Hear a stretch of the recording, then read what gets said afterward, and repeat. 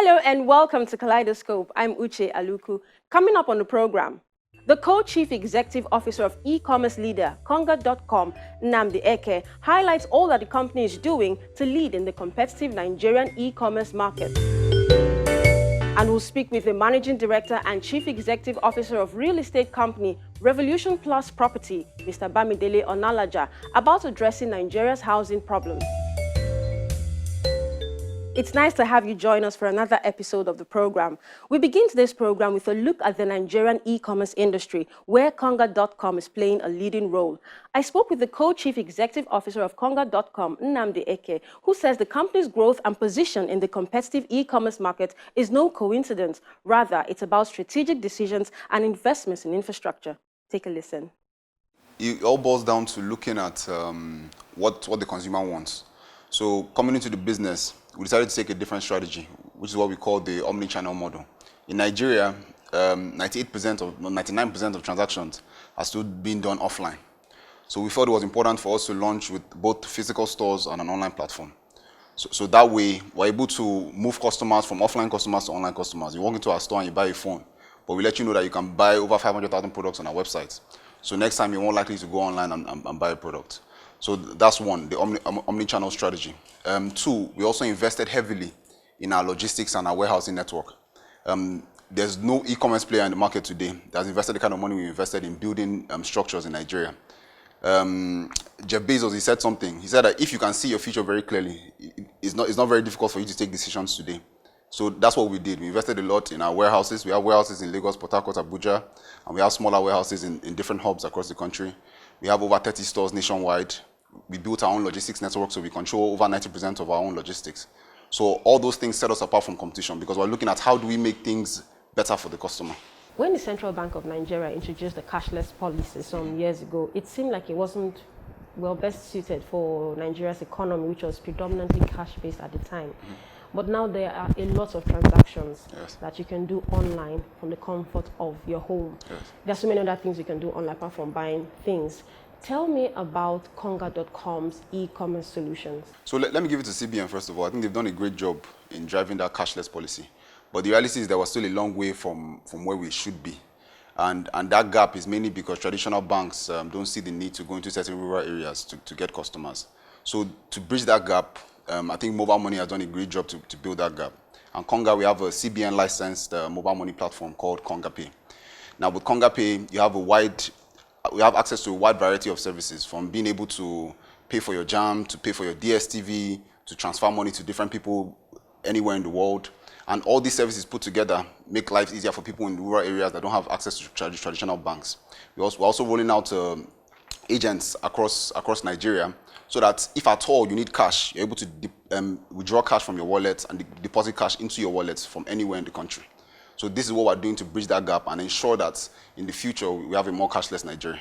And of course, we have our core business, which is Konga.com, which is driving online delivery. With online delivery, especially with prepaid delivery, we're ensuring that we're able to deliver products to you without any exchange in physical cash.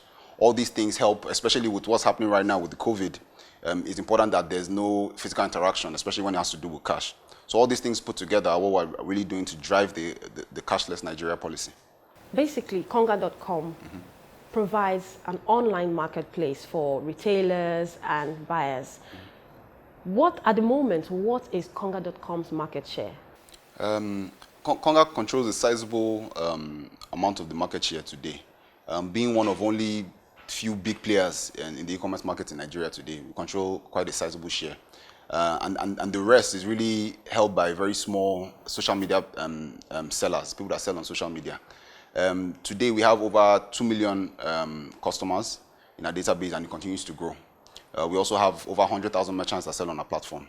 So like you said, we connect buyers and sellers, but we also have products that we buy ourselves and supply into the market. So combining all those things together, that's what gives us our strength. And based on our business model, we continue to multiply our customer base on a yearly basis. It's one thing to have a huge customer base. It's another thing to be able to serve all of them efficiently. Considering the implications of huge traffic, how does Konga.com manage such traffic? We know e-commerce runs on technology, so Yes. I imagine there'll be lots of investments going into that. Tell me about Yes, how it yes. works. I mean, we've made huge investments in technology. If you go back in the past, things were a lot easier because you didn't have as many internet users. So you launch a site today, it's very unlikely it goes from 10,000 users to 100,000 users overnight. But the reality we live in today is you can launch a site today, you have 10,000 users, tomorrow you can have 100,000 users. It scales very quickly. So, but luckily, cloud technology has been able to solve that problem. So we partner with one of the top 3 cloud solution companies in the world, which allows us to auto scale. So the more traffic we get, it's very easy for us to upscale our backend to be able to deal with that traffic. Of course, being associated with the Zynox group, it also gives us a lot of leverage in the access to technology we have.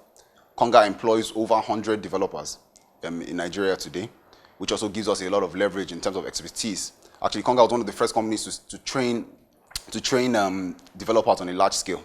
So we have a lot of expertise when it comes to technology. We also invested over 120 million since Zynox Group acquired Konga in technology, operations, and infrastructure. So give us an idea of how well Konga.com is really doing in the market, in terms of the revenue, in terms of total value, and all of that. Okay. So as you know, 2-3 years ago, Konga was acquired by the Zynox Group. So since then, we've been able to increase our revenue by over 1,000% since that time to date. We've also been able to cut costs drastically. At the point we acquired Konga, it was losing about 400 million naira every month. As you know, e-commerce right now is not the most profitable business, but we believe in the future, which is why we invested in the business. But right now, we've been able to cut those losses down to about 100 million naira a month. So it's significant improvement. It's not where we want to be, but it's huge, significant improvements, and we expect to continue to grow further. In terms of the value of the business, we were in talks with an investor, a European investor, last year. They valued the business at about $300 million. But we sincerely believe that valuation was undervalued. Because if you look at the amount of investment we put in since the business was launched to the point the business was acquired, we put in a huge amount of money to get Konga to where it is today. And looking at the future and the potentials that e-commerce holds in Africa, we believe that was hugely undervalued. So we're doing our best to continue to stay focused, continue to drive the business, continue to grow the numbers, and hopefully one day we'll go public. By the very nature of this company being an e-commerce company, a lot of people, it's part of a lot of people's daily lives. Yes. That's speaking of impact. But I want to find out about the sort of impact you have in society. We're talking of CSR, impacting lives. Okay. What does Konga.com do?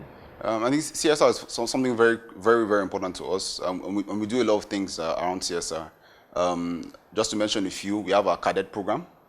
So Konga we handpick very intelligent people from different universities, usually centered around technology and marketing, digital marketing. And we take them through a 6-month crash course to help them build their skills to an international level. And then what we do is we select the best of them and we offer them immediate employment in Konga. Those who don't make the program, we help them find jobs in other places. So that's one way we help give back to society. Another way is during critical times like the lockdown, where a lot of people couldn't provide for themselves, we felt it was important to help families feed. And we always have a very direct approach. So we engaged all our staff in the company, almost 1,000 staff, and we fed between 3 to 7 families for the period of 2 weeks. So each staff had to feed between 3 to 7 families. Starting from junior staff fed about 3 families, all the way to senior staff that fed about 7 families within that period. So little things like this really help put a smile on people's faces. We also have what we call our Konga Cares CSR program, which is an outreach program to orphanages, anybody we can really help, and we really engage them on a monthly basis, visit them, give gifts to the children, donate food, and do whatever we can just to put a smile on their faces. Why the choice of these CSR areas? So for us, we always prefer a very direct approach. If we're going to give back, we try to give back directly to the people that need it. We don't really believe in donations to big organizations. We believe in, okay, we have what it takes to reach these people directly, so we're going to reach you directly. We're going to empower that student who is very smart, but who hasn't been given the opportunity to use that skills in a positive way. We're going to empower the child who is in an orphanage, who has the potential to become the next president of Nigeria. So we try and connect with people directly instead of going through middlemen. So that's why we pick those specific approaches. In the world of business today, CSI is usually a deliberate policy. For Konga.com, is there a budget? And if there is, how much is budgeted annually? I can't discuss the exact budget, but I can tell you that a large percentage of our earnings is going to go to giving back. If you look at the impact we have on society around us alone, Konga employs almost 1,000 people today. But if you look at our reach of merchants, we have over 100,000 merchants on our platform. If you look at our reach of through our logistics platform, we partner with different people. So what Konga today is employing almost, or putting food on people's table of almost 150 to 200,000 people. So it's something we really pride ourselves in, and it's something that's very important to us. It drives us. We also have programs that we give people an opportunity to earn money. Like we have our U-Bus program, which is anybody can sign up on our platform. Let's say your mom wants to buy a TV. You can buy it on our behalf, and Konga will pay you a commission for it. So we try as much as possible to find different ways and different interesting ways to give people opportunity to earn from themselves. In the course of this chat, you have mentioned the future twice. I want you to give me an idea of what Konga.com's future looks like. What are the plans? Are you planning to go global? Are you planning to increase your number of services? Tell me about it. So yeah, we're planning to increase our reach, especially across Africa. For us, our focus has always been Africa. We believe that Africa is an untapped market, and whoever taps it first will reap the highest benefits. So we want to go across Africa, explore different markets, understand different cultures and environments, and do our best to create an impact in those areas. We're also launching a lot of products. We don't see ourselves as a retail company or as a marketplace. We see ourselves as a technology company. Now, what that means is that you can build a lot of services on your existing technology. So, for example, last year, we announced that we're going to launch Konga Health, which provides health services, pharmaceuticals to people across Nigeria. Unfortunately, we had a lot of issues with the agency that manages pharmacies, PCN, but that's something that's still going to roll out eventually. We also have a solution that we just launched with a top oil company. It's a procurement solution. So we noticed that there's a lot of issues when it comes to corporate procurement. It's a very cumbersome process. You send out bids, you wait for 1 or 2 weeks. But Konga today has over 100,000 merchants selling on our platform. So you can have one product and 20 different people are selling that same product. So what happens is that the pricing is very aggressive because everybody's trying to have the best price so they can get the best, can get the most sales. So these procurement heads, they see this as a huge benefit because instead of going through that long process of procurement, you can come to one platform and get almost everything you want to buy. So we have a lot of products like that rolling out. A few we announced in a few weeks that I can't speak of right now. So like I said, we're a technology company. We'll continue to build on the existing technology we have. So don't be surprised if Konga is launching spaceships into space next year. Another big step in the future could be getting listed on stock exchange. Yeah. When do you plan to do that? So I won't say it's an objective of ours. You know, at the end of the day, getting listed, it has to do with funding, access to funding. Right now, we're very comfortable with the group that's funding our business. We have a lot of access to capital. Like I said, we invested over $120 million in just the last 2 years. So we have a lot of access to funding. But it will get to the point where Konga needs to scale beyond measure, where we need to scale across Africa, where Konga becomes a company worth billions of dollars. And at that point, we'll need a lot of funding to run the business. So at that point, we'll definitely love to get listed. Of course, the New York Stock Exchange has reached out to us, Nigerian Stock Exchange has reached out to us, London Stock Exchange has reached out to us, but we don't feel the time is right yet. Once we feel the time is right, then we can take that step. You're watching Kaleidoscope on Channels Television. Still ahead on the program, we'll take a look at the real estate industry and see how a real estate company is contributing to solutions to the housing problems in Nigeria. Please stay with us. Welcome back to the program. It is estimated that Nigeria has a housing deficit of about 22 million units, and as the population continues to expand, the housing problem gets bigger. I spoke with the Chief Executive Officer of real estate company Revolution Plus Property, who says the company is on a mission to provide affordable housing while maintaining a large market share. Take a look. Revolution Plus Property is a property development company founded about 6 years ago. We started the company about 6 years. By May 2020, 6 years. So the vision is very simple: affordable housing. We want to provide affordable housing to Nigerians, both home and abroad. One of the focus is because number one, I've been in the real estate sector for like 13 years because I was a mortgage banker for 13 good years before I founded Revolution Plus Property with my wife. So I've been in the real estate sector. If you had 13 plus 6, that's about 17 years. I've been dealing in real estate. So while I was working, I discovered over time that there are so many housing deficits in Nigeria, over 18 million.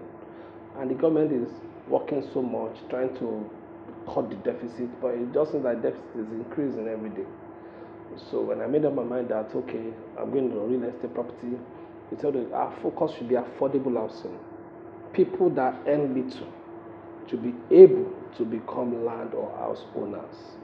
Affordable housing in the sense that our prices are quite affordable, very affordable payment plan.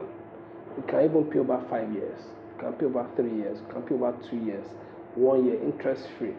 So that's our focus. Then our houses are affordable luxuries. You know, some houses you see in the heart of Lagos, maybe Ikoyi, VI, that you feel like you want to live in, but you cannot afford it. That's what we bring it in our houses. Very affordable.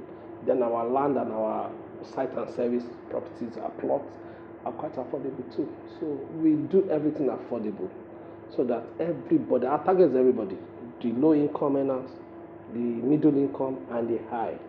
We have properties of 850,000 naira, and we have properties of 60 million. We have properties of 10 million, we have properties of 1 million. So you fit in wherever you think your income can carry. That's our focus. So let's talk about the issue of housing. Affordable housing remains a problem in Nigeria. How do the products and services of Revolution Plus Property provide solutions to this problem? Thank you very much. The role of the government is very clear, is to provide policies, regulations, and we as private sectors, Revolution Plus as a case study now, is to work with the government in providing housing. Every successful economy has been able to work closely with the private sector to build the economy. So that's what Revolution Plus is doing. We are working closely with the government. We are providing affordable housing. We have properties of quite affordable as 850,000 naira. Like I even pay 1 year without interest land. We have 1 million naira. We even have properties of that I can pay over 5 years interest free. We call it Young Landlord Promo. We have properties of 10 million naira. We have property of 15, 20 million naira land. And we have houses. Our clients are artisans. We have organizers. We have Yele and Yalata, people, Ijora market leaders, Ijora market people selling fish and meat in Ijora, Agege market, Ikeja market, Ikodo market, Ota market, Lekki market. So we target the informal sector. Because these are vulnerable people that they've been working, if they're not careful over the years, they will not even own any property before they die. So that's why we say, okay, ours is quite affordable. It's for the very low income earner, for the low income, for middle and the high. We have properties everywhere. Just like the housing problem, there are other needs in society, and a lot of private sector players try to provide solutions to these things through CSR. What does Revolution Plus Property do to give back to society through CSR? We do so much for CSR. Pre-COVID, we have free schools in Ikorodu that we built, fully funded by Revolution Plus. It's a foundation founded by me and my wife. It's a free private school. Private school, they don't pay 1 naira, no tuition, free books, free uniform for people that their parents cannot afford private school. And they dream that children pay private school. Even during this COVID, the teachers have been receiving salaries. We pay them salary, though they are not teaching. And we make sure that the children do online teaching. All being paid for by us is fully funded by Chris Bamidele and Laja Foundation, CBOF, which me and my wife are the directors. Also, every year, we give at least 40 widows 50,000 naira every year to augment their business. Some 100,000, some we give sewing machines, grinding machines, empowerment. We do it so much a lot. Also, in the location where our properties are, we go there to do CSR. So many times we go to Bejuleki area, we go to Ibadan, we give free books, food, and so many other palliative to the indigenes of that area. So let me tell you, during COVID, we strategically gave money to some state governments, the Lagos and Oyo states, and the governors write us to say thank you. I have the letters in my office.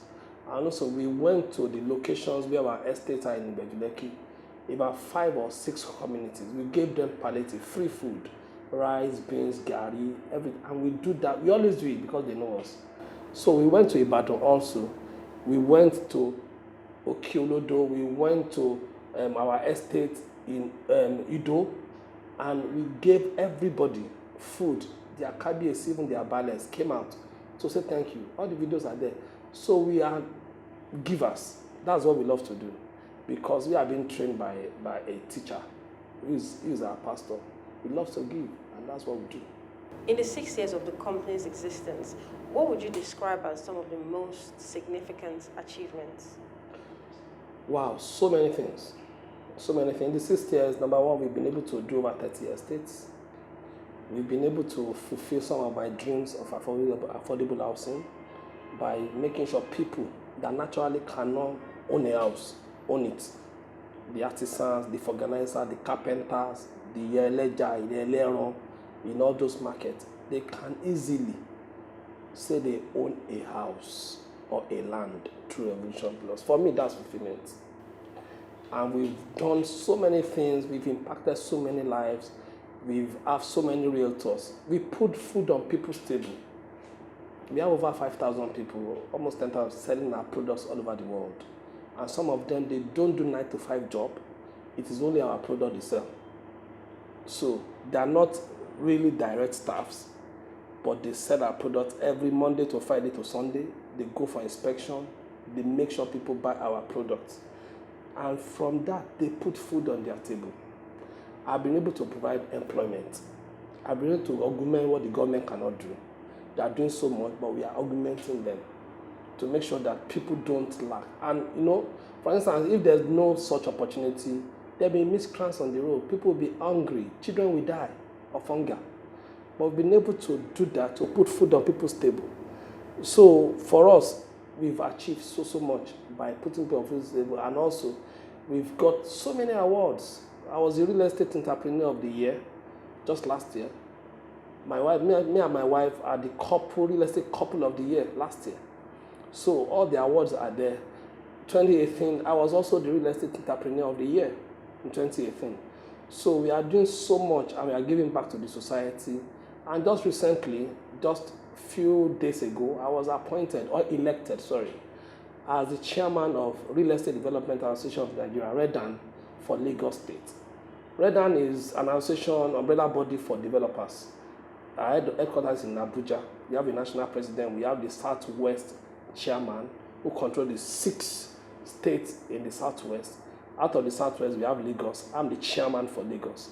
I just got elected, and it was a big one because everybody wanted a change in the built industry. So we are working closely with the government. Okay, your policies, let's look at it together. Let's enforce these policies and talk to our members to say, now, there's a new era. Things you are doing before, don't do it again. Things have changed. So that's what we are. It's a big achievement for us, and we are working around the clock to achieve more. And that's where we end today's program. Thank you for watching. Let's stay connected on social media. On Twitter, we're at CTV Kaleidoscope, or you can send us an email. The addresses are showing on your screen. I'm Uche Aluku, and as always, I'll see you again soon. Bye for now.